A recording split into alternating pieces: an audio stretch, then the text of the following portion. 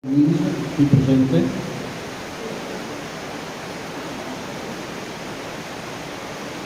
Dichiara la signora Malley Altea Louise di voler prendere in marito il signor Gori Gianluca qui presente.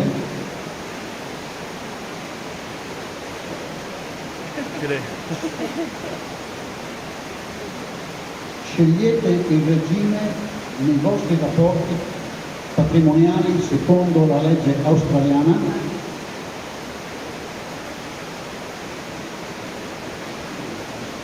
I testimoni hanno sentito tutto quello che ho letto e lo hanno capito.